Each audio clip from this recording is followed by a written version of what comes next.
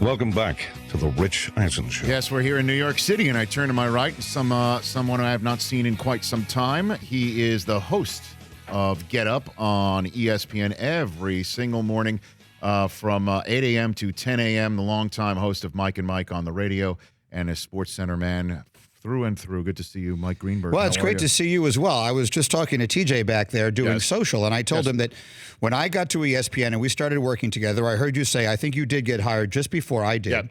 Yep. It was 23 years ago. Isn't that crazy? So how is that? We must have been like in fourth grade. I don't know how in the world that... Pretty much. We were that just young pups. I think, however... You had to go on ESPN News before you started. That's right? how I started. So I was the last one to not have to do that. You were the first one to have to do that. I was hired as part of that group of people that we all came in together to start that, which is sort of like being in a fraternity pledge class. We all still have that in common. So it was myself, Jason Jackson, Ian Page, Dave Feldman, Chuck Garfien, Michael Kim, Dave Revson. The only one who is still at ESPN besides me is John Butchie-Grass. And we all started together. We played golf every single day, and we anchored until 3 in the morning. And there were very few people watching. Right. So there was very little pressure on us. I still have yet to find somebody in our profession better at golf than John Butchie-Grass. He's very good. He's very good. Does he? Yeah. Really? Oh yeah. I think he gives strokes to the course, right? He's very good. He does. Wow. He's remarkably good. Not to sidetrack the conversation, but I took Taylor Twellman out to play golf with me recently, having no idea that he is a scratch and that his grandfather was on tour. Taylor Twellman is a ridiculously good golfer. Right, but I'm talking about anchors. Right. And I mean, I'm talking about us here. Right. I'm talking about Fair enough. Anchor, men or women. The best I've ever seen at golf is Butchie-Grass. And couldn't have been nicer, because I was spraying the ball all over the place, and he was just brilliant and kept wanting to play golf or allowing me to play golf with him, pretty much. What a good guy. He's a great guy. So you and Butchie-Grass are the only ones from that class that are still there. And we were when they first formed ESPN News, they made the two of us, John and I, an anchor team. We worked together for a month every day, and they decided we were too goofy. And I have literally not done a show with him now in 23 years. Not you once. could have been that goofy. Not once. Well, I think one night, again, bear in mind, we were literally anchoring a broadcast that no one was watching. Right. So we had different nights. We tried to work Barry Manilow lyrics into our, like on a given night we might do that. Like you and Stewart were doing all these really cool catchphrases. And this was like the closest I could get. I was like, I'm going to see if I can get "she came and she gave without taking" into this somewhere. And how'd that work? Terribly. I mean, they broke us apart. And I've literally not worked with him. I've worked with you more recently than I've worked with John Butchie-Grass. Wow. Damn. Gucci mate. I remember we were talking about, why were we talking about ESPN News the other day? But we were, because Bill Pito kept coming up because he would call it the box. Eisen, right. Eisen, I'm in the box tonight. To put me in the box because, again, it was this studio that was adjacent or right next to the newsroom. Yeah. Eisen, in the box. In the box. Then tomorrow I'm OFF, off. Watch out for the black ice going home tonight on Route 4, Eisen. It's cold out there. Yeah. We've got a situation. Oh, my developing situation. Well, that is, I thought a lot when you were nice enough to invite me to come down here. I started thinking a lot about those days. Yes. And look, I mean, everything has changed in the world since then. But when I got to ESPN, people ask me about, working there all the time. When I got to ESPN, the early evening SportsCenter anchor team was a combination of Bob Lee, Charlie Steiner, and Robin Roberts. The 11 o'clock was Keith and Dan, and the overnight show was you and Stewart.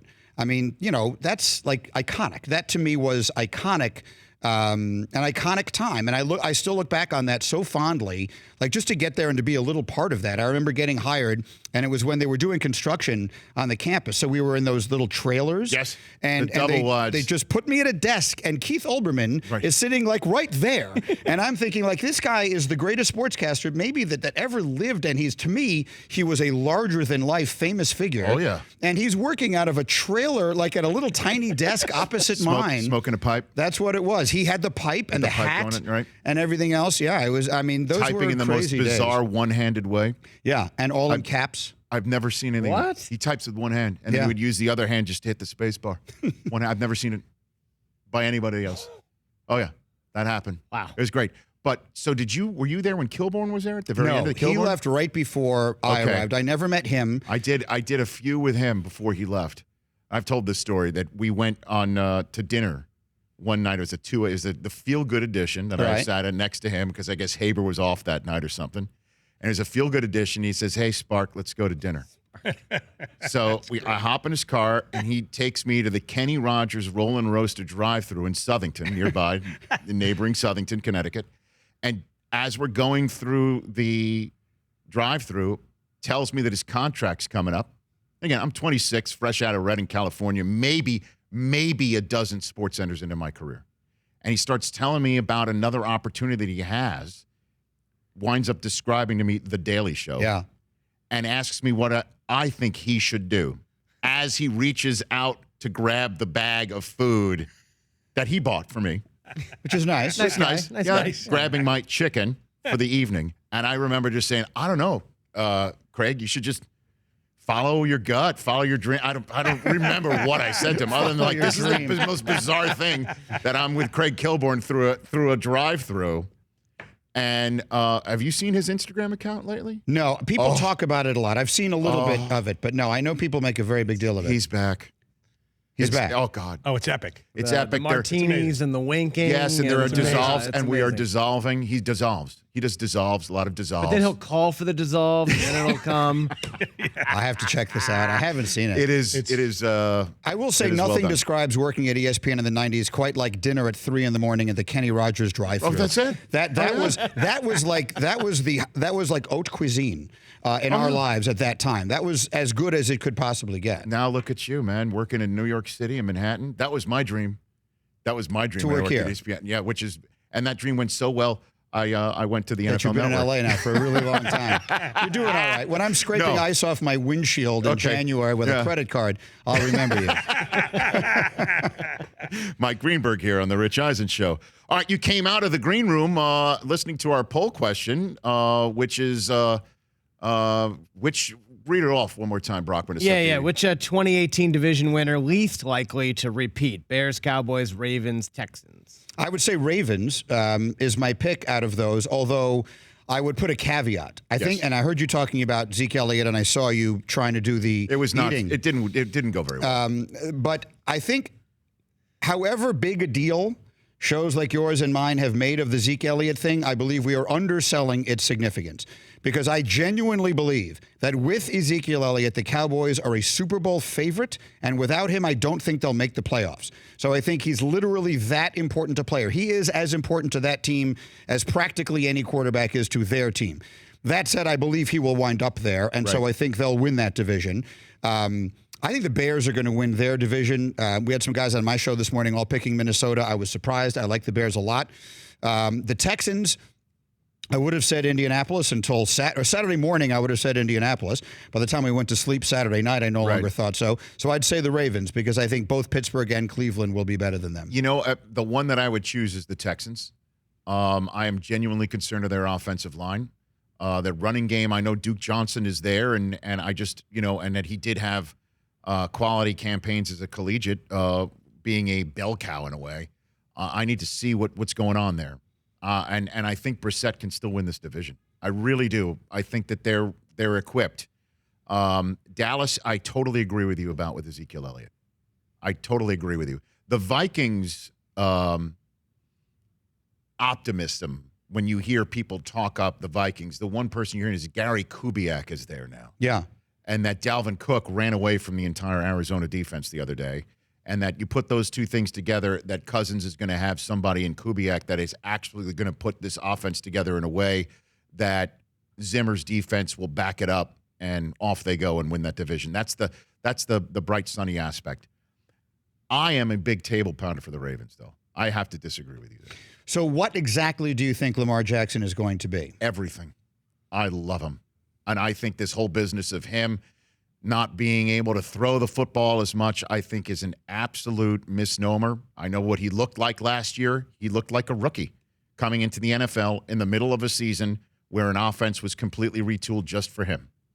And he almost won every single game that he played in the regular season. And they have this year Mark Ingram, to go with that running game. And Hollywood Brown, I'm keen to see what he looks like taking the top of the defense off.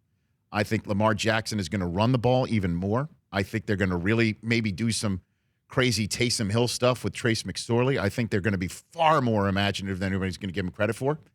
And then on top of it, do not discount Earl Thomas going there. That's a Hall of Famer right there, man. With a big chip on his shoulder, flipping birds at his former coach, all that stuff. I think Ravens fans are going to love him. I'm very high on the Ravens, as you can tell. Yeah, and look, I love their coach, and I wouldn't discount any of those possibilities. Right. But I am buying in on Cleveland, and I know there's sort of a split opinion on whether that's just going to be a colossal disaster or they're going to really catch lightning in a bottle, putting all these, personalities together and bringing in so many different places. I think it's going to work, and maybe that's wishful thinking. I just think it would be so fascinating to see that team be good, and I think the Steelers are going to be better for getting rid of Antonio Brown. And that's who I put into the playoffs as a wild card team. So no as Browns. Opposed to the Texans. I'm not ready to throw out. I need to see what the Chargers look like without Melvin Gordon, and Derwin James is out. That's significant. I'm not ready to put the Chargers back in yet. Let's put it that way. So you can't. I wouldn't be surprised if 3 teams make it from the AFC North. What do you think about the Jets? So I can't believe it took us this long. How long have we been on? We didn't get to the Jets this entire time. I'll give you an example. I'll answer your question this way. Yes. We were talking about our kids backstage. We were saying hello. And I don't think that they're too upset about it. They're 18 and 16. Yes. So they're mature enough to understand the importance of these things. I've renamed my son Sam and my daughter Darnold. That's how I feel about the Jets. I've been waiting for this all of my life. I'm slightly older than you are, but I'm not old enough to remember January 12th, 1969. I was alive January 12th, 1969. Yes. But I only know that because I've been told so. Okay. So I've not seen it. I've lived through Richard Todd. I've lived through Ken O'Brien. I've lived through the dalliances with Boomer Esiason and Vinny Testaverde and Glenn Foley and Neil O'Donnell, and then into Chad, I was so hopeful, and then the injuries sort of took that sideways. Don't forget Ray Lucas. And Ray Lucas and well, I mean, if you want to get all the way into Rick Meirer and all the other things that happened then. But then ultimately Sanchez, which was another flirtation, but now we've got it. Now, for the first time in my lifetime, yes. The Jets have a quarterback I genuinely believe is going to be a star, a major star.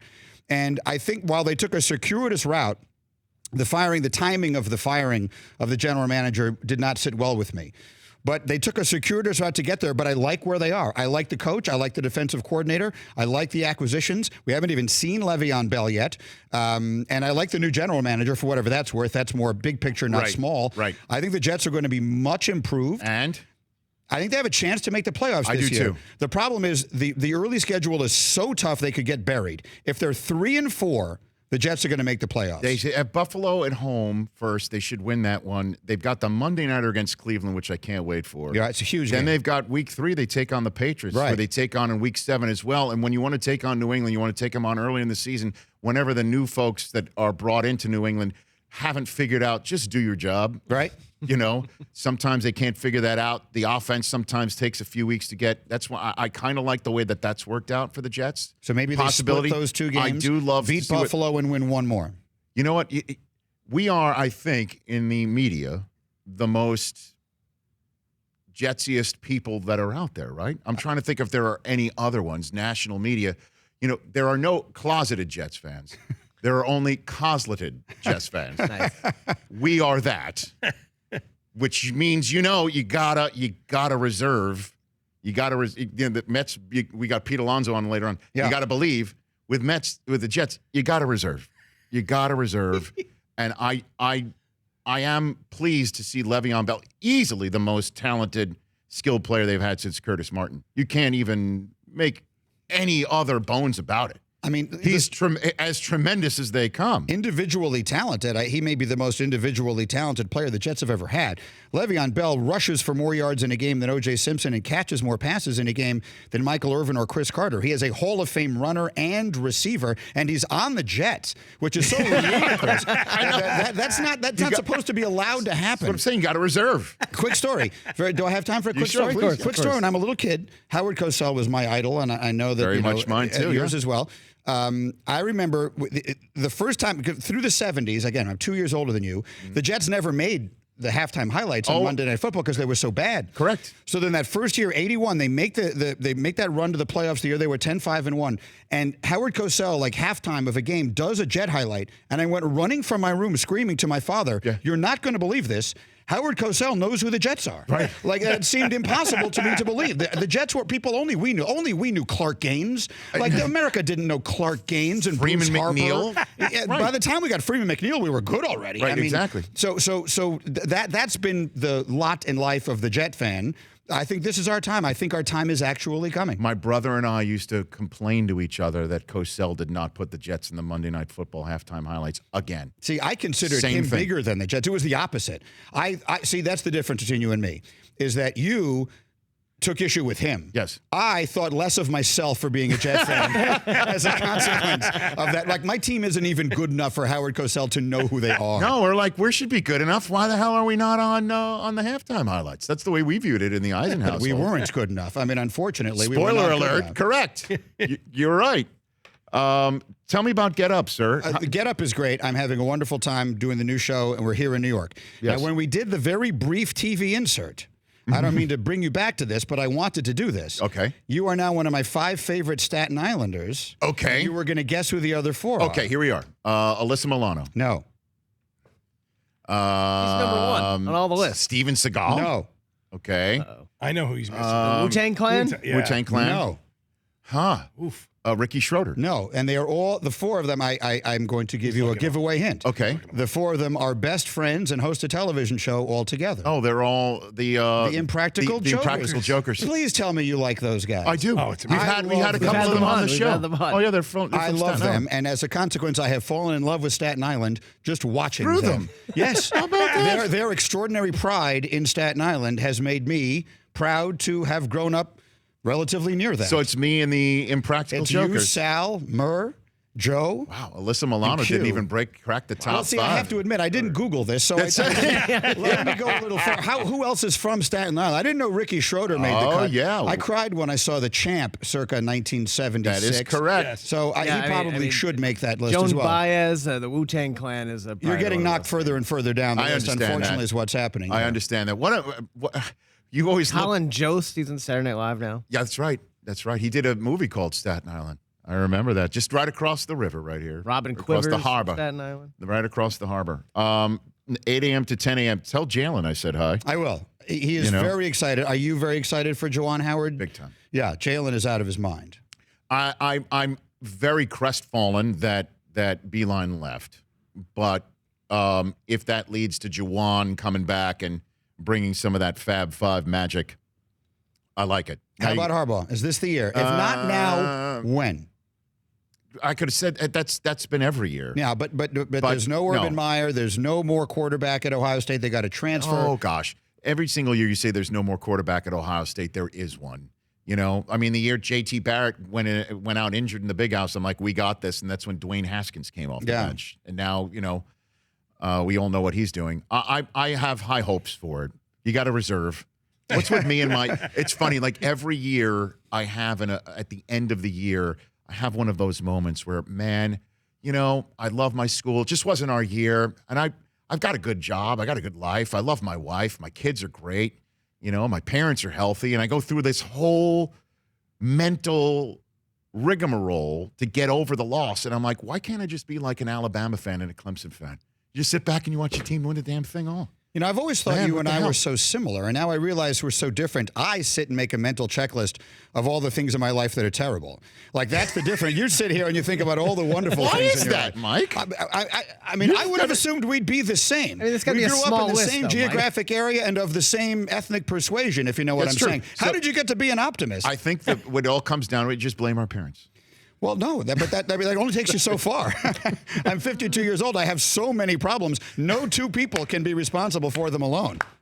At ESPN Greeny, watch Get Up every day, 8 a.m. to 10 a.m. This has been a blast, man. Thank you. It is great to see you. Congratulations on everything. My best to the family. Right back to you. Right back at you. That's Mike Greenberg right here on The Rich Eisen Show. For more of The Rich Eisen Show, tune to Audience Channel 239 on DirecTV for free on BR Live or download the Rich Eisen Show app.